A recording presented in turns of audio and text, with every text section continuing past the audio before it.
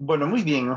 Vamos a estudiar cómo es que se realiza el método de mínimos cuadrados. Bueno, le voy a contar cuál es la historia. La historia consiste en que tenemos un conjunto de datos.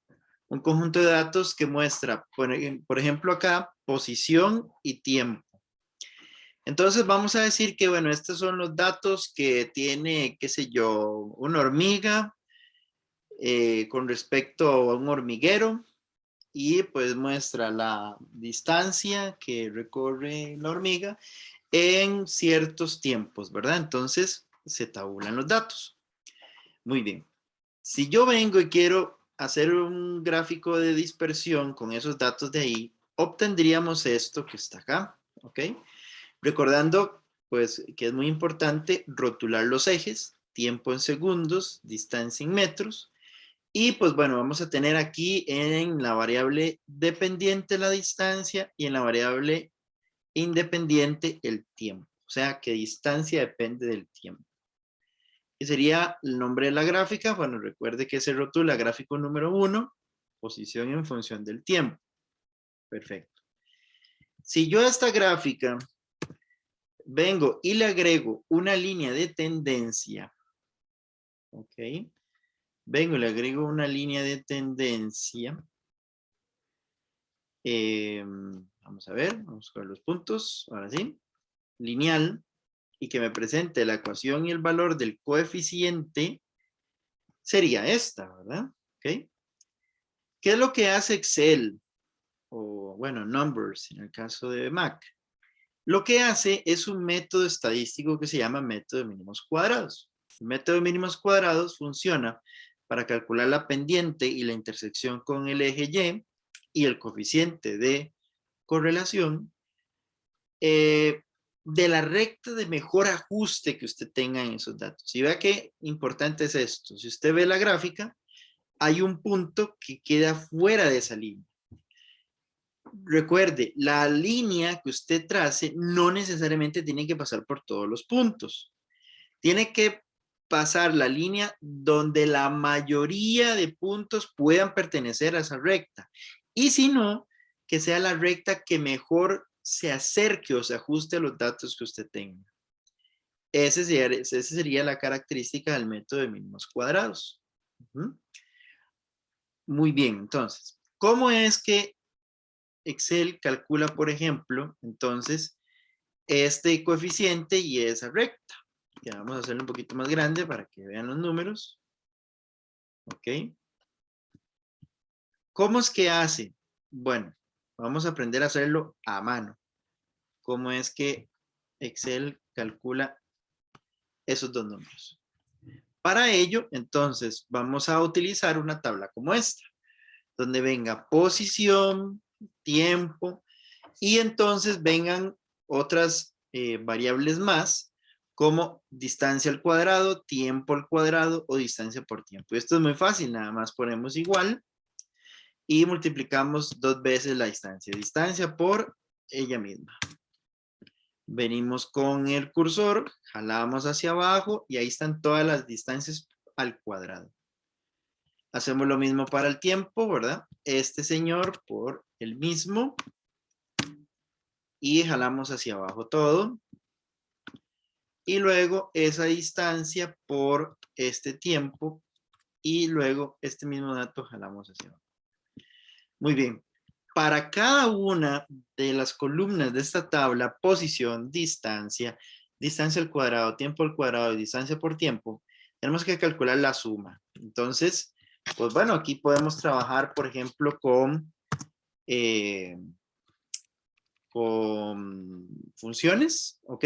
Podemos encontrar o utilizar funciones para hacer la suma de todos estos datos, por ejemplo, ¿ok?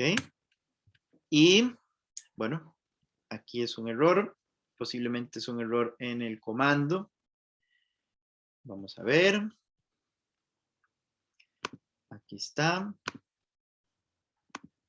Y, me faltó la R. Ok, y ahora sí.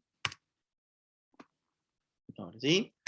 Y ahí está, esa sería la suma, ¿cierto? Y pues obviamente el promedio es la suma de todos los datos dividido entre el número de datos. Y aquí tenemos 1, 2, 3, 4, 5, 6. 6 datos. Muy bien, entonces esto es lo mismo a agarrar esta suma y dividirlo entre 6. Muy bien. Ahí estaría el promedio de esa suma. Que a estos números los voy a trabajar con, bueno, que sea una celda de número, ¿verdad? Y que tenga apenas 2 decimales ahí. Hay que hacer lo mismo con todos estos. Tiempo, distancia, tiempo al cuadrado y distancia por tiempo. Y en el promedio hay que hacer pues lo mismo, ¿verdad? Para cada uno de ellos. Ok, perfecto. Muy bien. Ahora, resulta que el método de mínimos cuadrados tiene 3 fórmulas muy importantes, que son las que las estoy presentando acá. Vamos a pasarlas a esta hoja que estaba aquí abierta. ¿Ok? Entonces, por ejemplo, ese sería el valor para calcular la pendiente de mejor ajuste a sus datos que usted tiene. Entonces vamos a poner aquí M minúscula, y vamos a pintar esta cosa con un color diferente para que nos llame la atención y diga, bueno, mira, aquí estamos calculando el valor de M. Ok, y entonces, pues bueno, haciéndole ya, ahora sí, perfecto. ¿Cómo calculamos el valor de M? Bueno, esto es una fórmula. Dice la fórmula, leámosla, dice N. ¿Qué es N? N es el número de datos, que en este caso era 6. Entonces yo primero voy a abrir 2 paréntesis. 1 dividido entre otro. Todo lo que va a ir en el numerador va a venir aquí y lo que está en el denominador va después del signo de división. Entonces lo que va arriba es 6 por, perfecto. Dice la fórmula, la suma desde igual 1 hasta n de x por y. Y ese señor es este valor, ese 512. ¿Ve? Este primer término que está aquí es la suma de x por y. Cuidado en realidad con el promedio. ¿Ok? Luego, menos, dice aquí, la suma de las x, que sería los tiempos, ¿verdad? Este señor sería la suma de las x. Y hice la fórmula aquí por la suma de las y. Por la suma de las y. Ese que está ahí. Ya ahí tenemos el numerador. Vamos con el denominador. Lo que está abajo. 6, ¿verdad? Porque ese es el número de datos. Por la suma, ojo aquí, la suma de las x al cuadrado.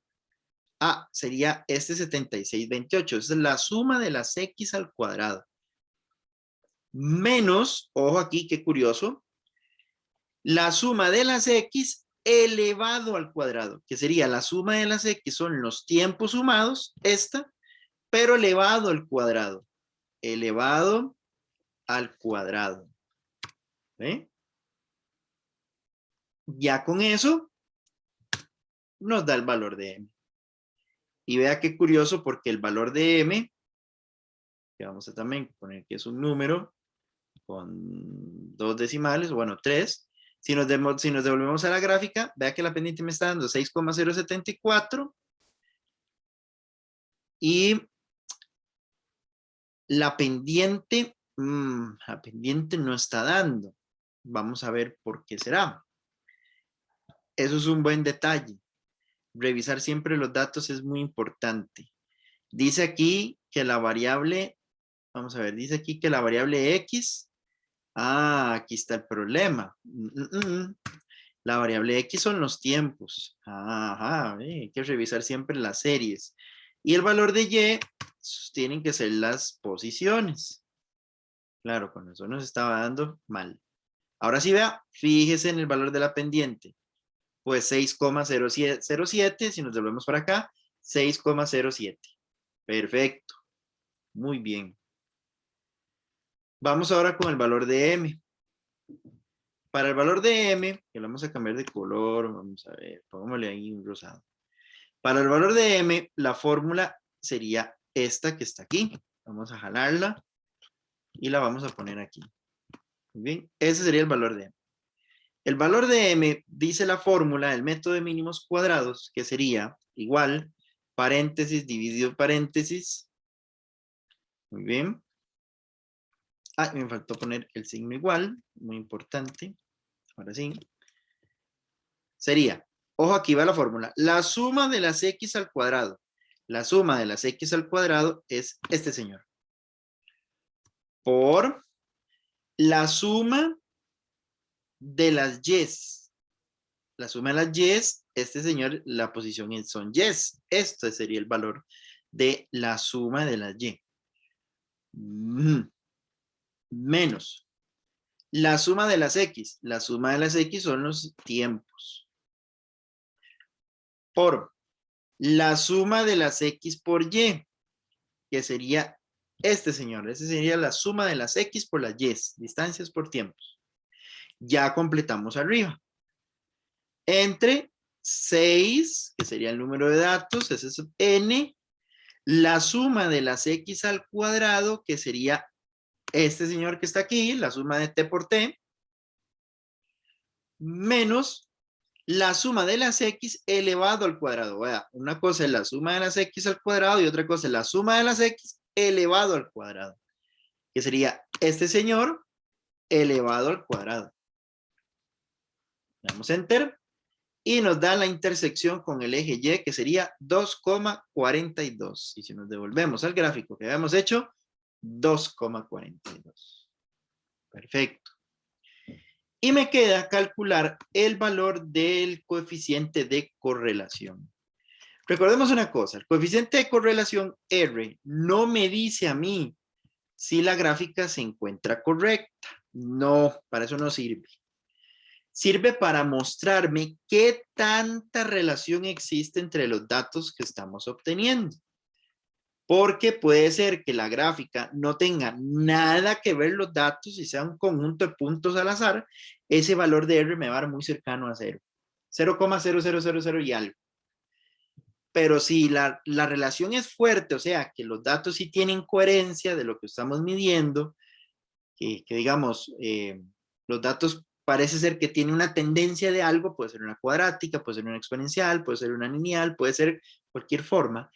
El R me puede dar muy cercano a 1 o muy cercano a -1. Pero nunca me va a decir si los datos están correctos.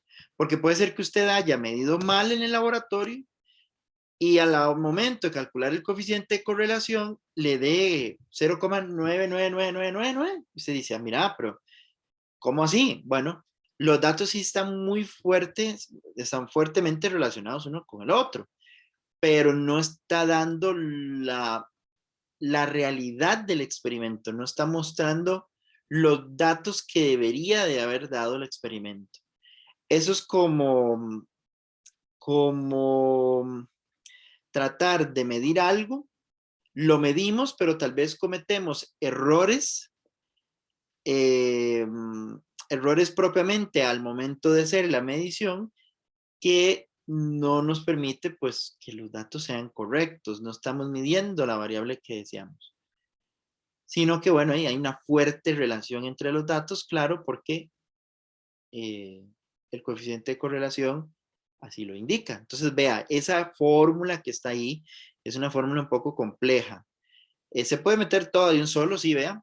Esto es igual a dividido, ok, vamos a ver, paréntesis de arriba, dividido entre paréntesis de abajo. Al de paréntesis de abajo, todo eso está metido entre una raíz, entonces lo vamos a elevar a la 1/2. ¿Verdad? Que eso sería una raíz, elevándolo a 1/2 lo que está abajo.